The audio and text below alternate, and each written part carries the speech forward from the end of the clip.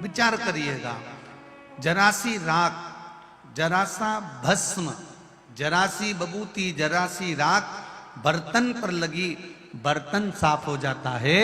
शिव जी पे चढ़ी हुई थोड़ी सी भस्म मस्तक से लगती है तो हमारा पाप समाप्त हो जाता है, हमारा क्लेश समाप्त हो जाता है, हमारा क्रोध, हमारा पाप, हमारी आसक्ति, हमारी वासना, हमारे लोभ, हमारी तृष्णा, ये समाप्त हो जाती है।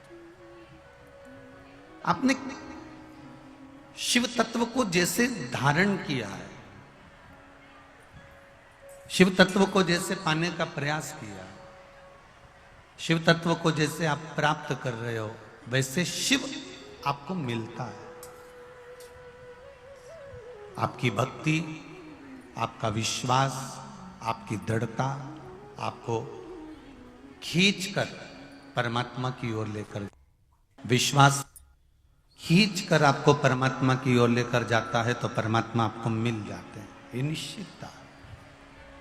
देखिए, भगवान शंकर का एक नाम निर्मल भी है, उसको निर्मल भी कहते हैं। इसलिए शिव जी का एक नाम पड़ता है निर्मलेश्वर महादेव। कौन से महादेव हैं? निर्मलेश्वर महादेव। तब से कहेंगे, नवनिधि शिव महापुराण की कथा सुन रहे हो और इतनी दूर दूर से आए हो तो एक जीवन में उतार कर रखना। जब तुम्हें लगे कि हमारे घर के बच्चे गलत मार्ग पर जा रहे हैं, जब तुम्हें लगे हमारे घर के बच्चे व्यसन में जा रहे हैं, मदिरापान में जा रहे हैं या गलत व्यसन की ओर जा रहे हैं, तब प्रयास करना कि एक लोटा जल जब आप देवाधिदेव महादेव को चढ़ाकर आओ तो उस जल में से जब शिव जी को जल चढ़ाओ और उसमें जल चढ़ाने के बाद में थोड़ा सा जल जब आप झेल कर लेकर आओ तो प्रयास करना वो जल, जो व्यक्ति गलत मार्ग पर जा रहा है, जो व्यसन की ओर जा रहा है, जो गलत मार्ग की ओर जा रहा है, शिव जी पे चढ़ा हुआ जल उस व्यक्ति को जरूर पिलाने का प्रयास करना, तो वो मार्ग वापिस गलत छोड़कर अच्छे मार्ग की ओर आ जाए।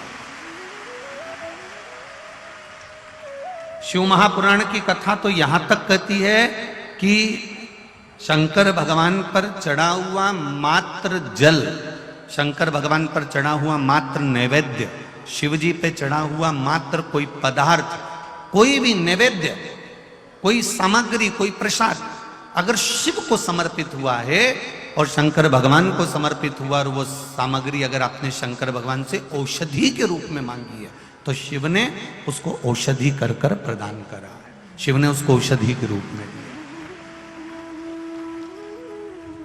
अब कई लोगों के मन में संशय रहता है, गुरुजी कई लोग कहते हैं कि शंकर जी पे चढ़ा हुआ नहीं खाना चाहिए, शिव जी को चढ़ा हुआ तो बैरागी का होता है, त्यागी का होता है, वानप्रस्थी का होता है, जिसने अपना घर परिवार सब छोड़ दिया उसका होता है।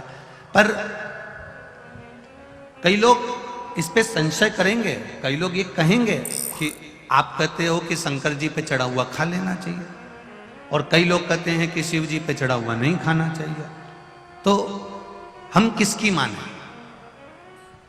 हम मानते हैं कि लोग कहेंगे कि शंकर जी पे चढ़ा हुआ नहीं खाना चाहिए, पर आप शंकर जी पे चढ़ा हुआ क्या कहकर मांग रहे हो कि इसको औषधि कर दो। क्या कर दो? इसको औषधि कर दो।